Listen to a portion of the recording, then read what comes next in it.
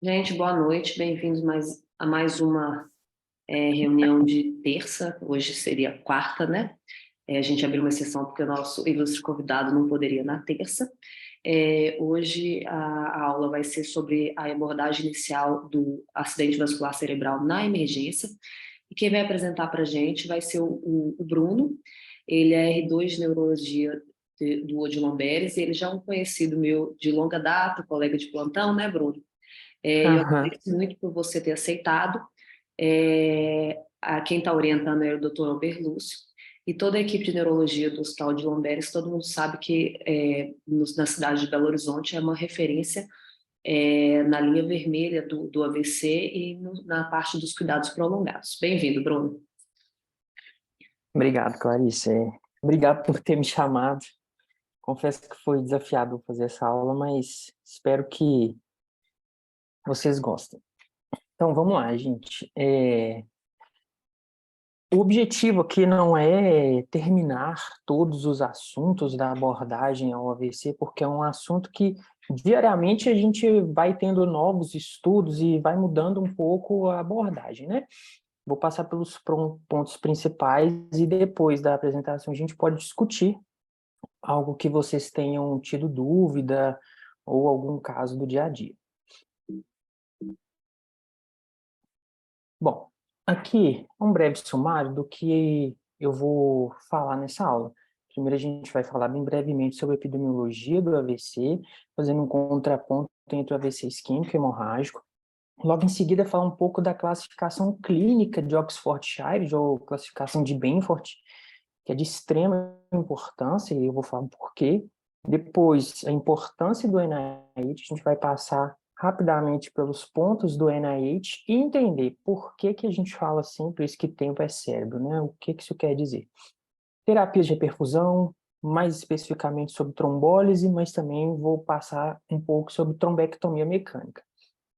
Antiagregação plaquetária no AVC agudo, como que é, em que momento eu faço, qual a dose, naqueles pacientes que não são trombolizados, ou seja, um IT de alto risco, um AVC minor também, assim, como que eu vou abordar eles, como que vai ser essa terapêutica, o controle pressórico pós-AVC, em quanto tempo que eu tenho que controlar essa pressão, como que eu vou controlar, quais os valores, e por último, eu vou passar brevemente sobre o AVC hemorrágico hipertensivo, que recentemente saiu um artigo bem interessante no New England e que eu acho válido a gente saber, tá?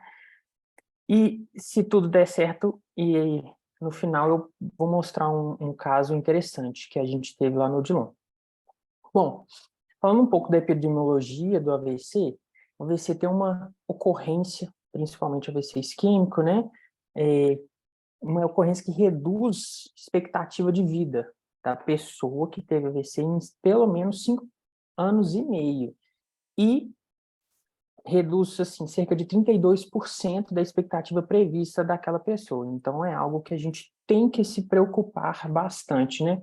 A gente tem que evitar a recorrência, mas evitar também o que tem o primeiro AVC. Em 2019, a gente teve um número de óbitos de AVC no Brasil de 101.965, quase 102 mil, e em 2020 isso já passou para mais de 102 mil óbitos anuais por AVC. Entre 2010 e 2015, o AVC era a primeira causa de mortalidade no Brasil, depois ela passou para a segunda causa, também acompanhando o mundo dessa forma, e em 2022 ela retornou como a primeira causa de mortalidade no mundo.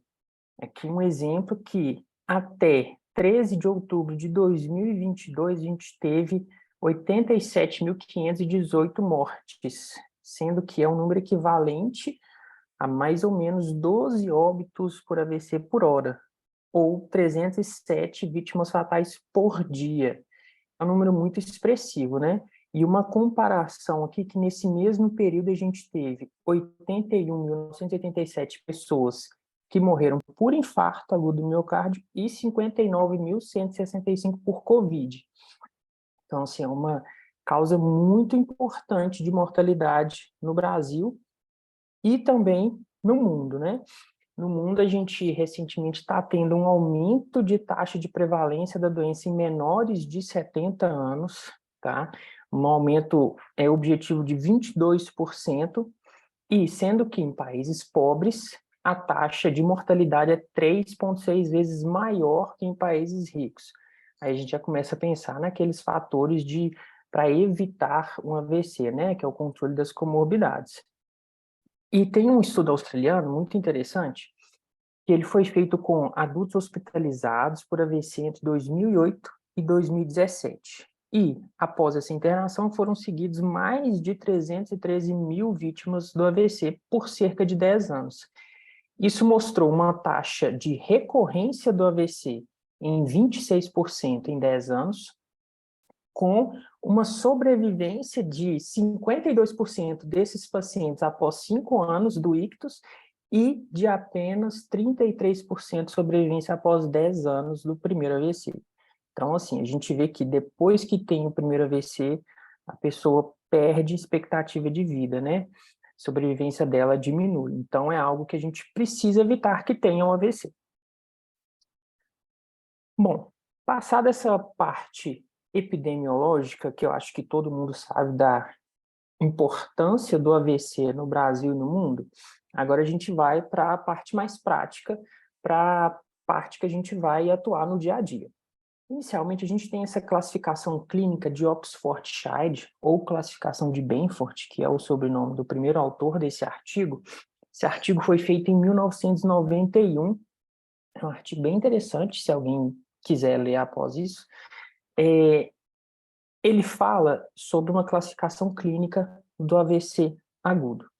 A gente sabe que o AVC, dependendo de qual artéria for acometida, no exame físico, o neurologista consegue topografar, geralmente, onde que aconteceu isso. E essa classificação é justamente para objetivar essa avaliação inicial. Lembrando que a classificação de Oxford-Shide, ela não se correlaciona com a imagem. O que eu quero dizer com isso? Se eu classifico de uma forma e depois eu vejo uma imagem que é diferente daquela classificação de forma habitual, eu não mudo a classificação de Oxford-Shide, porque é uma classificação clínica, não é uma classificação radiológica. Entendendo melhor, então, essa classificação. São 4 síndromes que a gente classifica esses pacientes. Tem o TACS, que é a síndrome da circulação anterior total, PAX, que é a síndrome da circulação anterior parcial, LAX, síndrome lacunar, e POX, síndrome da circulação posterior. Falando mais especificamente de cada um deles, o TACS, como o nome já diz, é um comprometimento da circulação carotídea ou da artéria cerebral média proximal, porque aí eu vou pegar circulação anterior quase que total, né? E aí eu vou ter algumas características. A gente tem que memorizar bem essas características do TACS, porque aí fica mais fácil de classificar as outras formas.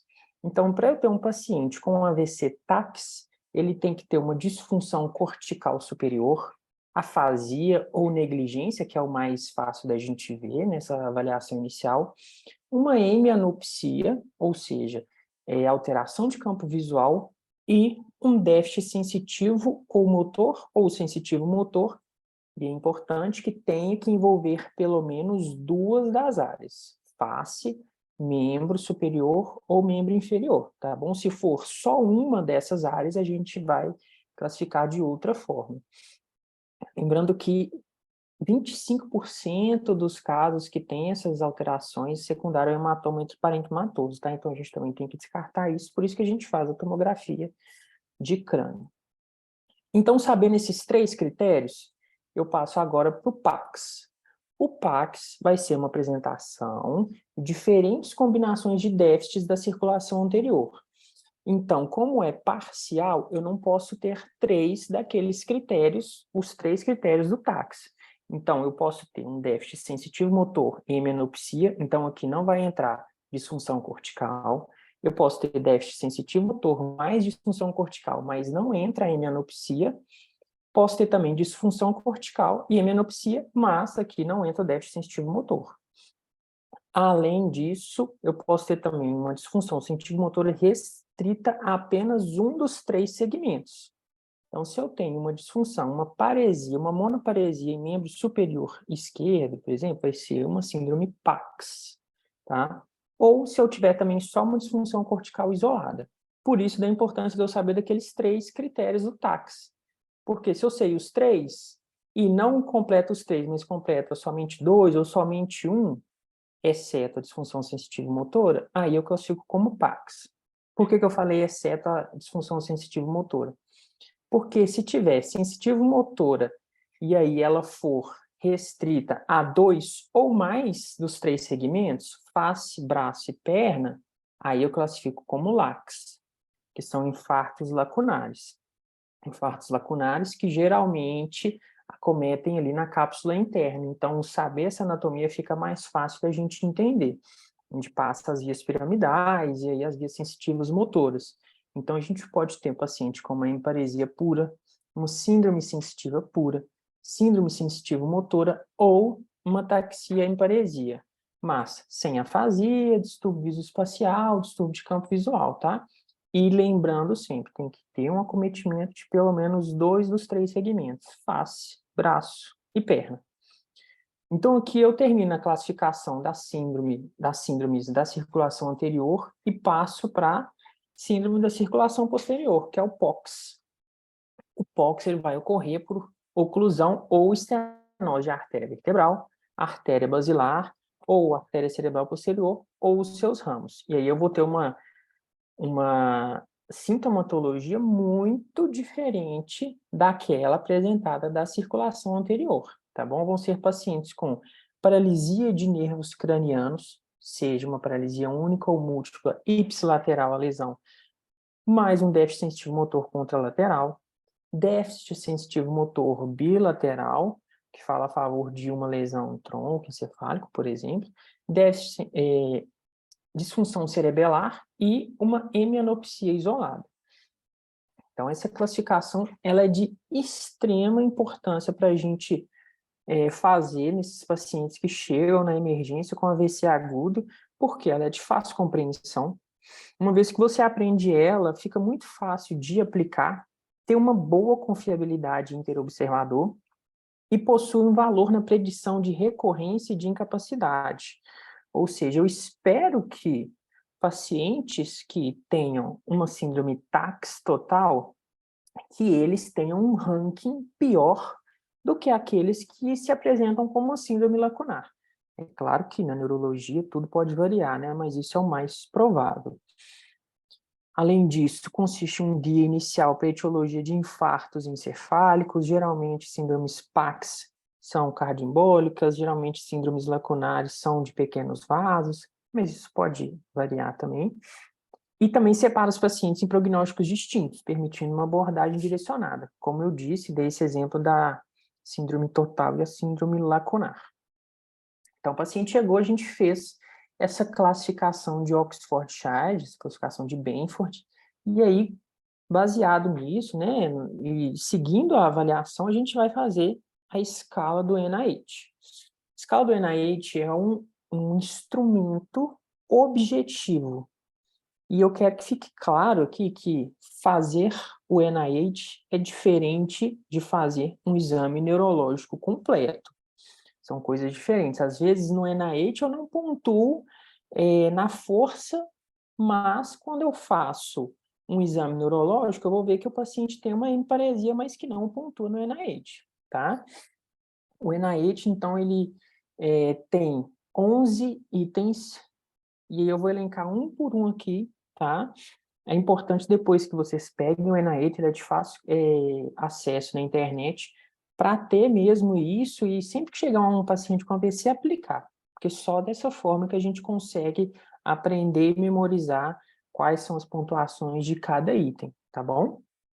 Então, o item 1, ele é dividido em 3 partes: nível de consciência, perguntas de nível de consciência, orientação no tempo, pergunta a idade do paciente, que mês que a gente está, comandos de nível de consciência, peço para o paciente fechar o olho, peço para o paciente abrir e fechar a mão. Nesse comando eu posso fazer uma mímica com a mão para ele entender o que deve ser feito. Melhor olhar, o item 2, e aí é o olhar horizontal, tá? A gente não avalia o olhar vertical, é o olhar horizontal. Campos visuais, que é algo que é, às vezes, muito complexo de ser feito, principalmente quando o paciente está deitado na maca, né? Paralisia facial, a gente tem que ver se é uma paralisia facial central, se é periférica, e aí a gente passa para a parte dos membros. Comando motor para membros superiores, e aí eu divido em 5A, membro superior esquerdo, 5B, membro superior direito. O 6 é para membro inferior, da mesma forma, 6A, membro inferior esquerdo, 6B, membro inferior direito. 7, eu vou testar ataxia de membros, membros inferiores, membros superiores. 8, eu testo sensibilidade. Nos itens 9 e 10, tem as figurinhas do NIH, que eu vou ver melhor linguagem se o paciente está afásico, tá? E também uma disartria. Então, tem que ser feito com aquelas figuras, com as frases que tem para o paciente ler, tá? É importante, isso é um teste que foi feito para fazer dessa forma. E, por último, a extinção e desatenção, que aqui eu vou ver se o paciente tem ou não uma hemnegligência. Bom, então eu fiz o NIH, e aí agora a gente passa para uma parte muito importante, que é entender o porquê que eu tenho que correr com o paciente que tem AVC. Lá no Odilon, não sei se vocês já perceberam, quando eu vou avaliar algum paciente ou quando outra pessoa da neurologia vai avaliar, a gente fica doido perguntando que horas que vai liberar a tomografia. Porque a gente sabe que a gente tem que perder o menor tempo possível desse paciente, porque o cérebro dele está em sofrimento. Então, a gente tem que correr. Então, assim, é fazer um escândalo mesmo de você tem que ser urgente, tira o paciente que estiver dentro da tomografia para fazer a tomografia do meu paciente que está em AVC para eu correr contra o tempo. Isso se justifica porque pacientes com um AVC isquêmico, eles perdem cerca de 1.900.000 células nervosas a cada minuto que se passa, cerca de 14 bilhões de conexões, que dá algo em torno de 12 quilômetros de fibras nervosas a cada minuto que esse paciente passa sem um tratamento adequado. A gente tem que correr contra o tempo, tá? Isso é de extrema importância. Esse artigo aqui, se eu não me engano, ele está no Lancet, não, minto, no JAMA. É um artigo que ele mostra que a cada 15 minutos mais rápido que o tratamento é instituído, eu tenho uma probabilidade menor de acontecer uma mortalidade. Então, a cada 15 minutos que eu reduzo esse tempo, a probabilidade de mortalidade fica mais baixa, com odds de 0,96. Assim como também reduz a probabilidade de hemorragia intracraniana sintomática, assim como também reduz a probabilidade na verdade, aumenta a probabilidade de uma independência, né, na deambulação na alta. Ou seja, eu tenho que correr contra o tempo para o meu paciente morrer menos, para o meu paciente ter menos hemorragia intracraniana e para o meu paciente ter uma funcionalidade melhor quando esse evento agudo passar. Então é isso, chegou um paciente com AVC, tenho que correr para fazer uma tomografia, tenho que correr para tratar esse paciente adequadamente. Não pode ficar esperando o paciente que está lá na tomografia fazendo uma tomografia por uma coisa que não é urgente. Bom, aqui também tem duas meta-análises muito importantes. Essa publicada na Stroke e essa publicada na Lancet, que mostram um pouco do NNT e NNH, da trombólise, que vai ser o nosso principal foco nessa aula.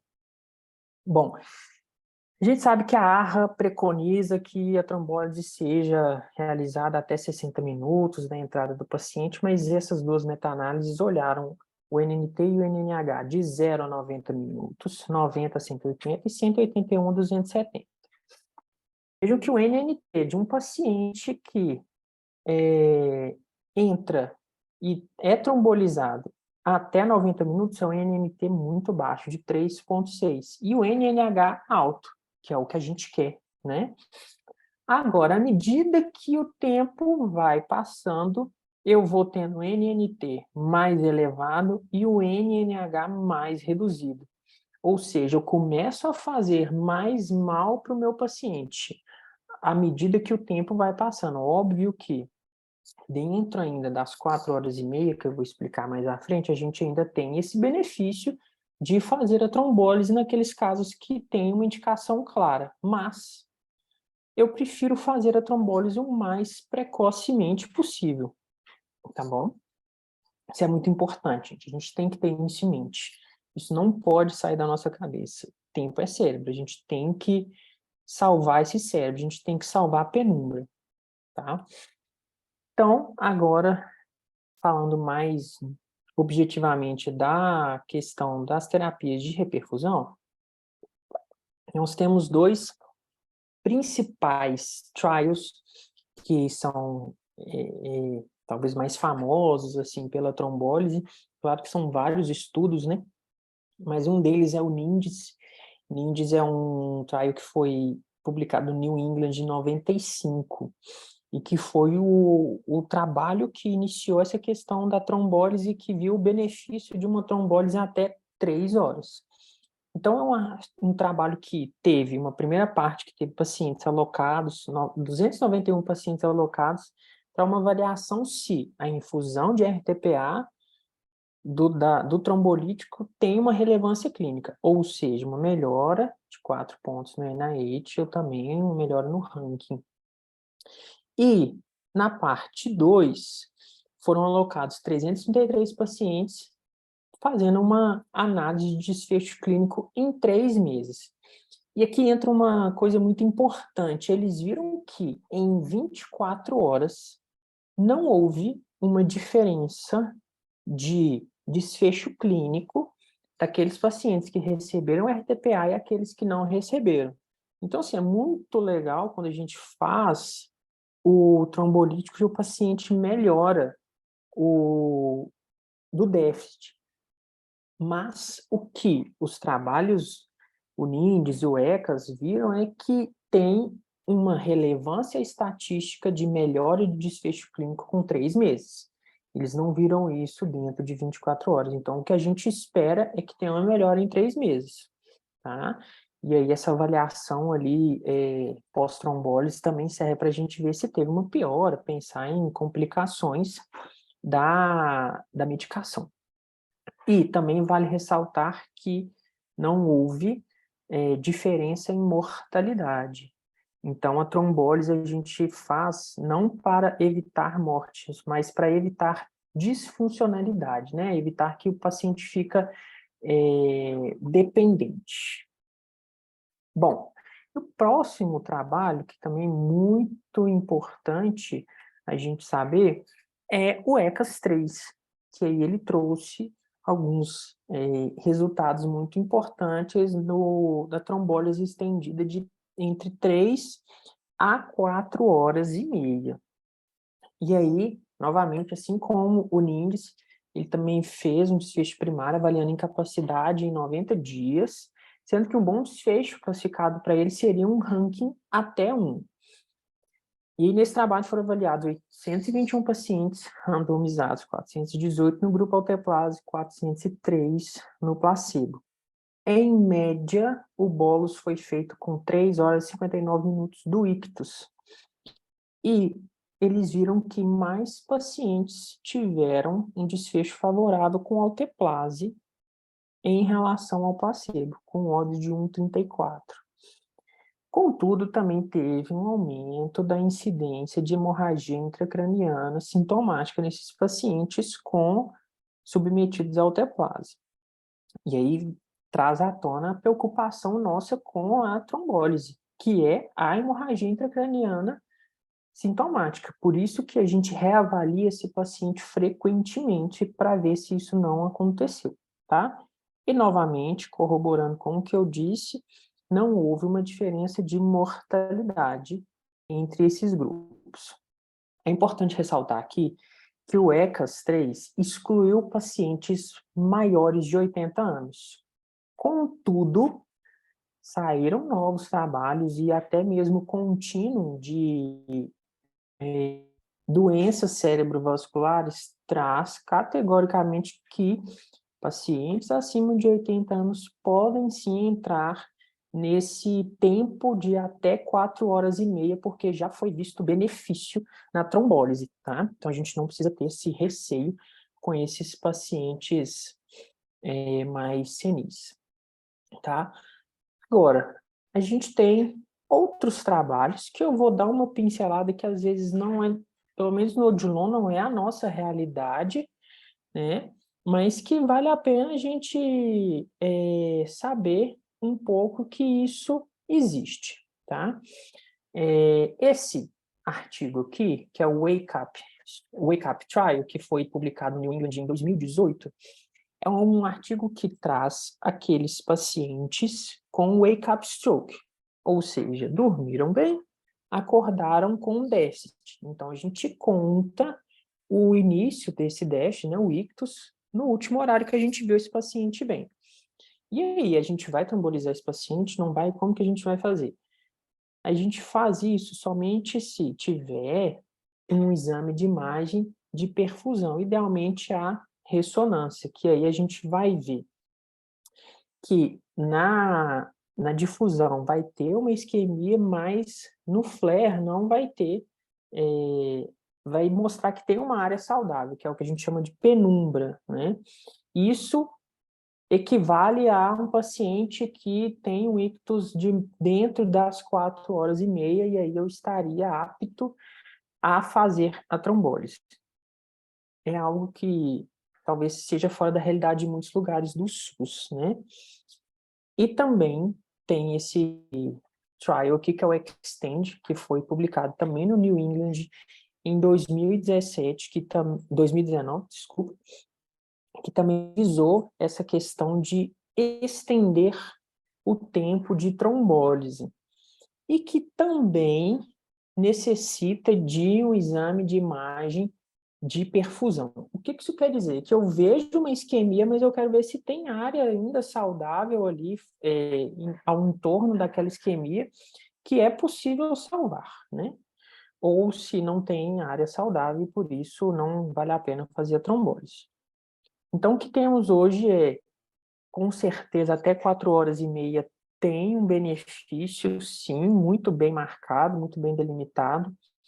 Até 9 horas, o site da Stroke Foundation, que é da Austrália, se não me engano, traz uma recomendação forte de que pode ser feito, né, até 9 horas, mas a gente precisa dessa questão de um exame de imagem mais avançado, assim como nos pacientes com wake-up.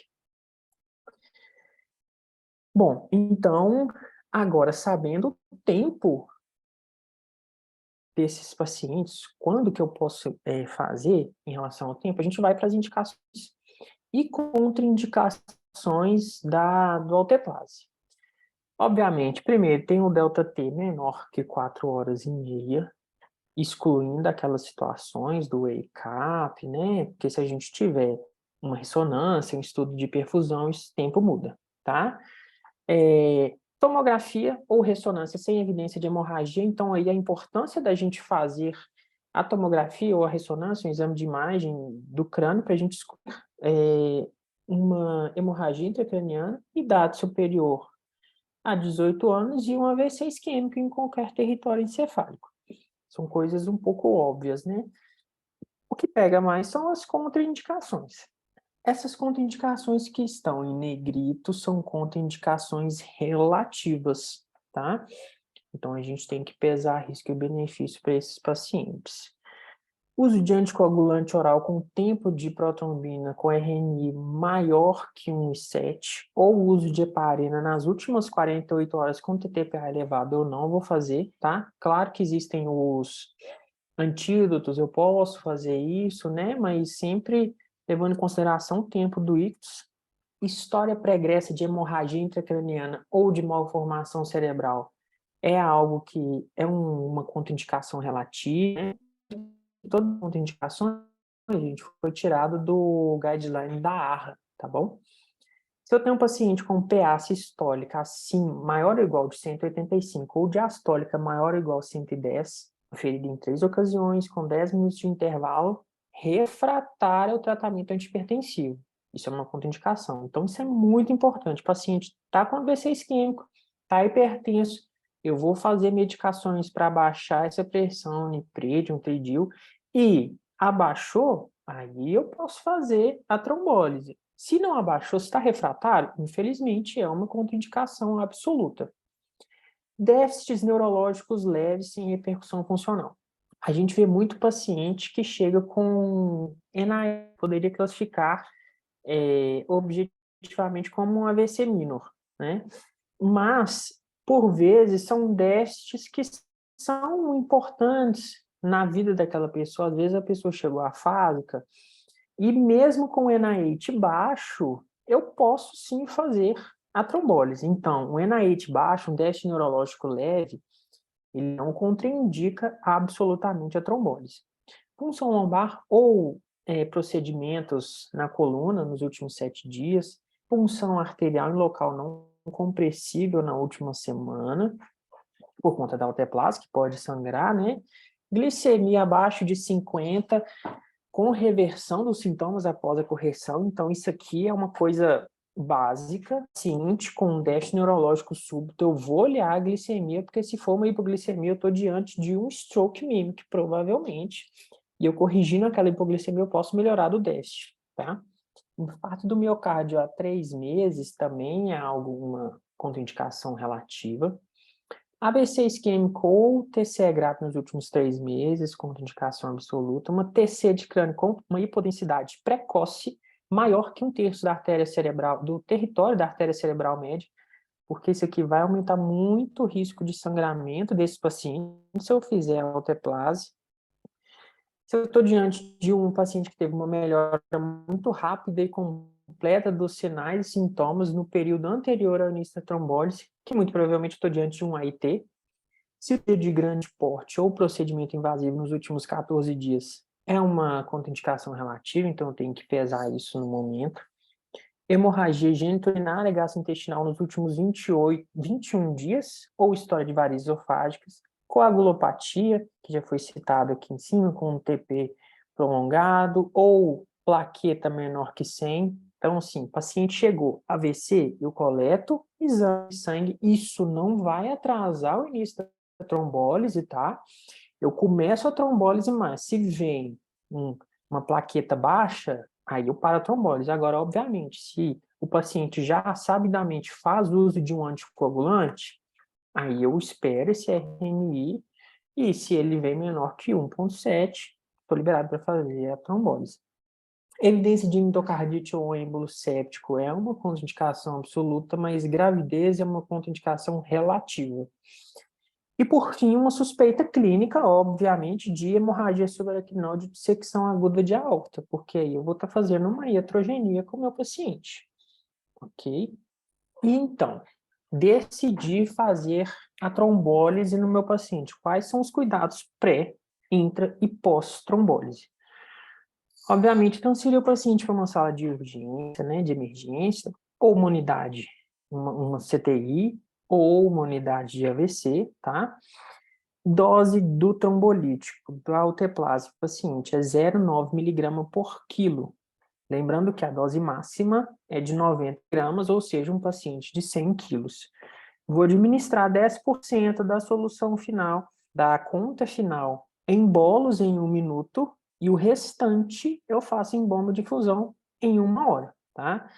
Não vou administrar heparina, antiagregante plaquetário ou anticoagulante oral nas primeiras 24 horas do início do trombolítico.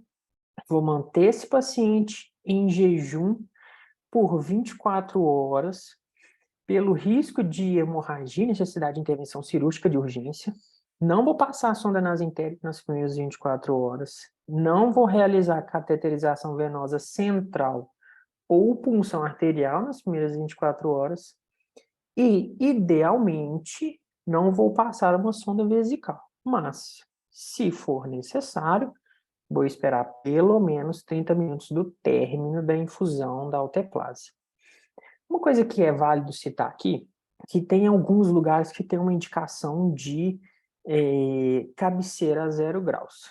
Tem um trial que chama Head Post Trial, que ele avaliou também essa questão de, será que existe uma diferença, uma maior mortalidade, pacientes que têm a cabeceira mais elevada e cabeceira a 0 graus, um pós-trombólise, intratrombólise, e esse trabalho não viu uma diferença significativa desses pacientes. Então, a princípio, é uma indicação que não tem algo científico muito forte, não tem uma evidência muito forte, ok? Além disso, vou manter uma hidratação com soro fisiológico e só usar o soro glicosado se tiver hipoglicemia. Controle neurológico rigoroso, igual eu disse, é importantíssimo, imprescindível que a gente faça esse controle neurológico, porque a gente tem que ver se o paciente está piorando. Porque o que de pior pode acontecer com o meu paciente? Ele tem uma hemorragia intracraniana sintomática e eu precisar abortar o trombolítico ou levar ele para o bloco cirúrgico. Então, durante a infusão do trombolítico, naquela 1 hora, eu vou avaliar o paciente fazer o NaH a cada 15 minutos. Depois dessa primeira hora, eu faço a cada 30 minutos, completando 6 horas. E depois eu faço a cada hora, até completar 24 horas. Isso é o que deve ser feito, tá? Além disso, eu tenho que monitorizar a pressão arterial a cada 15 minutos nas primeiras 2 horas e depois a cada 30 minutos, até 24 a 36 horas do início do tratamento. Aí agora tem uma mudança aqui. Para iniciar o trombolítico era uma pressão de até 185 por 110. Agora, para manter o trombolítico, é uma pressão de até 180 por 105. Abaixa 5 milímetros de mercúrio em cada pressão, sistólica e diastólica. E, se houver suspeita de hemorragia intracraniana, suspendo a alteplase, vou solicitar TC de crânio com urgência, hemograma, coagulograma e ver se de fato esse sangrou ou não e tomar as medidas cabíveis, tá? Após 24 horas do tratamento do trombolítico, o paciente vai fazer uma TC de crânio de controle, ver se teve sangramento ou não, e aí seguir toda a propedêutica que já é feito para aqueles pacientes que não receberam trombólise. E, obviamente, após 24 horas pós-trombólise, eu vou iniciar a tromboprofilaxia para os pacientes, tá bom? Então, aqui a gente finaliza a questão da trombólise, como que deve ser feita, e quais indicações, contraindicações, cuidados pré, intra e pós-trombólise. Passando um pouco brevemente sobre trombectomia mecânica, porque é algo que no SUS ainda é pouquíssimo disponível, mas é algo que deveria ser, ou é considerada, na verdade, como pavor para pacientes com AVC isquêmico devido à oclusão de carótida interna ou porção proximal de artéria cerebral média e até mesmo porções proximais de circulação posterior, tá bom? E olha só como que o NNT da trombectomia é muito, muito bom. É um NNT que varia nos estudos de 3 a 7. E as indicações para trombectomia? Um rank TEV menor que 2, NaH maior ou igual a 6, um delta-T menor que 6, mas já temos alguns estudos que mostram que pode ser prolongado esse tempo, também necessita de exame de imagem avançado. Além disso, uma oclusão da artéria carótida interna ou proximal da artéria cerebral média, e aí eu necessito de uma angiotomografia ou angiorressonância, oclusão proximal, idade acima de 18 anos. Não tem como falar de trombectomia no Brasil e não falar do Resilient, que foi um trial feito no Brasil, publicado no New England, fantástico, que ele viu se de fato financeiramente é cabível, é factível a trombectomia no SUS. E é super factível isso no Brasil. E com isso, o Ministério da Saúde ele já aprovou a trombectomia no SUS, mas infelizmente isso não foi implementado em muitos centros, mas é algo que é super factível no Sistema Único de Saúde. Ok?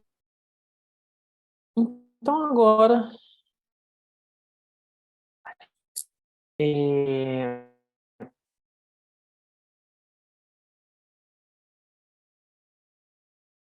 Não dá para falar sobre a hectare e não falar juntos e avaliaram mais de 40 mil pacientes.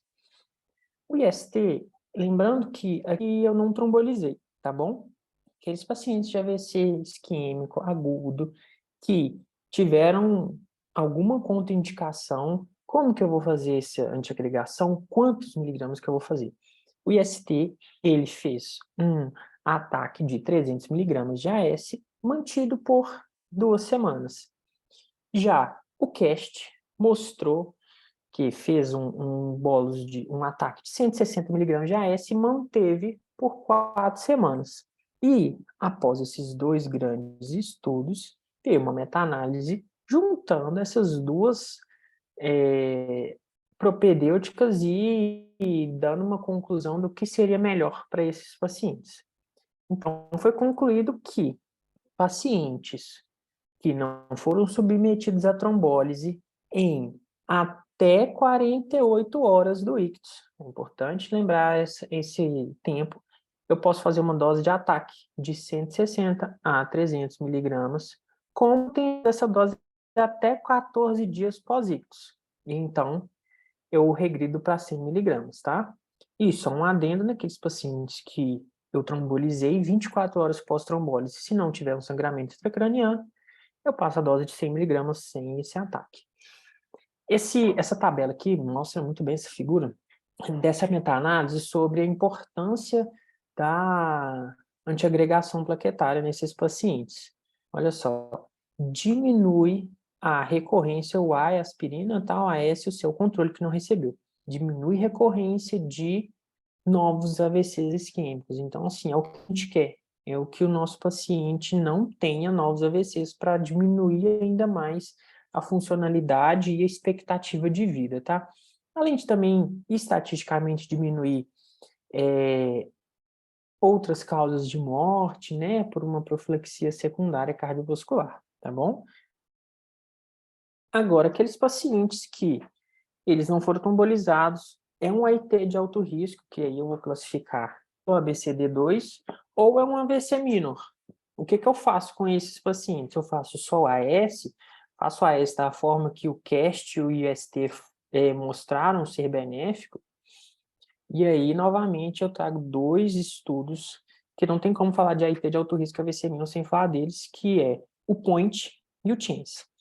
O que esses estudos fizeram? O POINT, nesses pacientes com AIT de alto risco e AVC minor, que é AIT de alto risco com ABCD2 maior ou igual a 4, e o AVC minor com NIH menor ou igual a 3. Isso é o que os estudos colocaram, tá? Mas na prática a gente acaba colocando o NIH menor ou igual a 5 para classificar como AVC minor. Então o POINT pegou esses pacientes e em até 12 horas do ictus deram 600 miligramas de AS, de clopidogrel, 600 miligramas de clopidogrel, e depois mantiveram uma dose de manutenção até 90 dias, tá? Ataque no primeiro dia, dose de manutenção de 70 miligramas até 90 dias. Já o TINS deu uma dose de ataque de 13 gramas de clopidogrel, mas naqueles pacientes com ictus em até 24 horas e manteve uma dose de manutenção, uma dupla antiagregação, que seria a escopidogrel, né, até 21 dias. Em seguida, veio uma meta-análise com um estudo pós-hoc que aliou esses 2 trabalhos para dar uma conclusão, né, porque um eu fazia até 12 horas, o outro eu fazia até 24, um eu dava clopidogrel de 600, o outro dava clopidogrel de 300. E aí, qual que é melhor, o que eu devo fazer? O que então foi preconizado? O melhor seria iniciar dentro de 24 horas pós-ictus um ataque de clopidogrel de 300 miligramas e uma manutenção de 75 miligramas até 21 dias após o ictus. Por que até 21 dias se o POINT fez até 90? Foi visto que a maior taxa de diminuição de recorrência de novos eventos isquêmicos foi até 10 durante agregar porém, até 21 dias também via um benefício. Após 21 dias, esse benefício era perdido, por isso até 21 dias. E aí, como mostrou o IST e o CASH, eu posso fazer um ataque de AS também de 300 e manter isso até 14 dias, tá? E depois eu reduzo para 100 miligramas, mantenho a AS e o clopidogrel após 21 dias, ele sai da vida do paciente.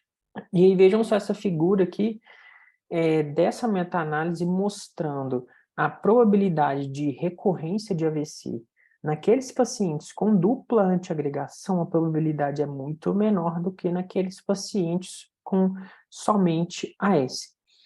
Já, em contrapartida, a probabilidade de sangramento foi maior, como esperado, naqueles pacientes com a dupla antiagregação. Mas isso não impede que a gente faça, e a gente tem que fazer. Então, o que que fica de conclusão da abordagem do AIT de alto risco e do AVC mínimo? Esses pacientes, eles têm que fazer a dupla antiagregação, idealmente até 24 horas do início do ictus.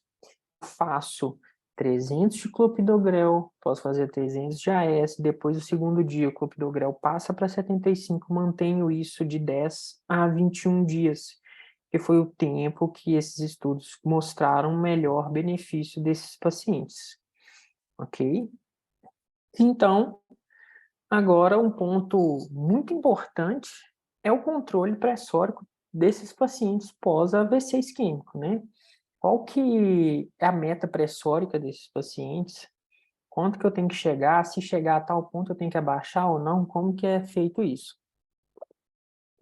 Também, alguns trabalhos que mostram muito essa questão de controle pressórico, tem essas duas revisões, e o que eu vou me guiar mais, que é o guideline europeu de AVC. Bom, então, pacientes que não foram submetidos a isso é muito importante, a gente tem que dicotomizar isso, os que foram submetidos e os que não foram submetidos. A PA tem que ser reduzida somente se, dentro das primeiras 48 a 72 horas, a sistólica ficar maior que 220, a sistólica ficar maior que 120. Se eu tiver isso, neste tempo de 48 a 72 horas do ictus, eu tenho que reduzir cerca de 15% do valor nas primeiras 24 horas, tá? Então, não é redução brusca. Porque se eu faço uma redução brusca ainda dentro dessas 48, 72 horas, vai faltar sangue no cérebro. E dessa forma vai ter o hipofluxo e eu posso aumentar a área de isquemia do meu paciente, tá? Então, obviamente, se a pressão atingir este valor, eu vou manter uma hipertensão permissiva por esse tempo de 48, 72 horas, e então eu vou iniciar medicações antihipertensivas, ok? E por fim, eu gostaria de passar um pouco sobre a abordagem terapêutica ao AVC hemorrágico hipertensivo. Saiu recentemente esse estudo, o INTERACT-3, que mostrou um benefício, um bundle de medidas que beneficiam os pacientes com AVC hemorrágico hipertensivo. Lembrando que nesse estudo foram alocados pacientes dentro das 6 primeiras horas do ictus e que essas medidas deveriam ser adotadas na primeira hora e mantidas por 7 dias ou até alta hospitalar. Então, quais são essas medidas? Redução precoce e intensiva da pressão arterial sistólica para menos de 140. A gente falava muito, né, 140, 160, mas agora é estabelecido menor que 140, pacientes com hemorragia intraparenquimatosa, tentando diminuir isso na primeira hora.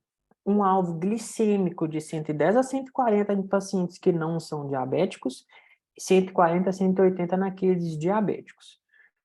Tratamento de temperatura elevada, um alvo menor que 37,5 e reverter anticoagulação com alvo de RNI menor que 1,5. Então, assim, não mudou muita coisa na nossa prática, mas agora objetivou mais o que a gente tem que fazer, tá bom?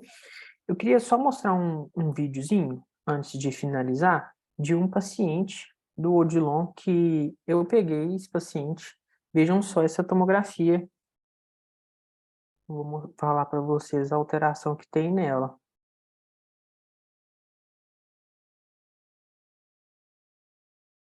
Vejam só que essa artéria basilar hiperdensa, provavelmente mostrando um trombo na basilar. E é um paciente que teve um rebaixamento sensório súbito, então não consegui objetivar a avaliação dele. E aí, eu vou trombolizar, não vou trombolizar? Será que o trombolítico vai ser efetivo nesse paciente? Será que esse paciente vai sangrar? Será que não tem uma indicação muito formal? E aí eu fui sentar para estudar sobre isso e no fim das contas a gente trombolizou esse paciente, mas infelizmente veio a óbito.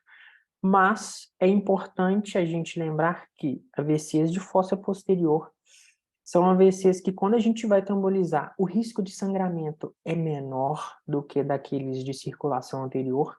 E se eu não trombolizo e esse paciente fica com um déficit, o déficit ele é muito mais drástico, muito mais dramático do que aquele déficit de circulação anterior, tá bom? Então, às vezes, é a única chance que meu paciente tem de diminuir um pouco esse déficit, ficar um pouco mais não. A gente tem que pesar muito isso, tá? E repito novamente, tempo é cérebro, a gente tem que salvar a penumbra. Temos que correr. Chegou um AVC, a gente tem que fazer um escândalo, tem que fazer a TC rápido, tem que fazer tudo rápido, porque é o cérebro do paciente que está morrendo. A gente não pode perder tempo, tá bom? Agradeço muito a atenção de todos, agradeço por ter me chamado para essa aula, Clarice. Qualquer dúvida, vocês podem me perguntar. Ô, Bruno, Vou parar de eu não é interromper aqui. puxar, não, mas eu vou ser sincera, foi a melhor aula de AVC que eu já vi. Já vi aula de não, é sério mesmo, porque você respeitou o tempo, não falou coisa assim, o que é AVC, né? Essas coisas que todo mundo sabe, falou que era necessário mesmo e veio com estudo, com evidência, que é o que a gente trabalha todo dia. Claro, claro. E eu gostei que você falou também, assim, quando chega um paciente com X, a gente fica assim, mas que horas que foi visto bem? E a gente fica com aquela, porque isso faz fazer. Uhum, Então, às vezes, os residentes sem dúvida. um pouco afoita, pede AVC, não sei o quê, não sei o quê. Porque, e quando a gente chama a equipe de AVC, vocês vêm assim, correndo, é igual um pit stop de Sim. eles, cada um sabe o que já faz. A gente já, eu não sei, eu já participei de uma trombólise com um tempo de porta-agulha de menor de 15 minutos. Então, assim, é uma coisa impressionante. Assim, Isso é é muito bonito fantástico, de ver, né? ainda mais quando o paciente tem reversão de déficit, tem redução de déficit. Então, nossa, eu confesso que eu fui muito feliz de ter escolhido você para dar essa aula. Não, muito, muito boa mesmo. Que bom, que bom. Obrigado. Deixa eu ver, já tem até coisa no chat aqui, deixa eu ver aqui o chat. Clarice, interrompa a gravação aí, por favor. Sim, desculpa.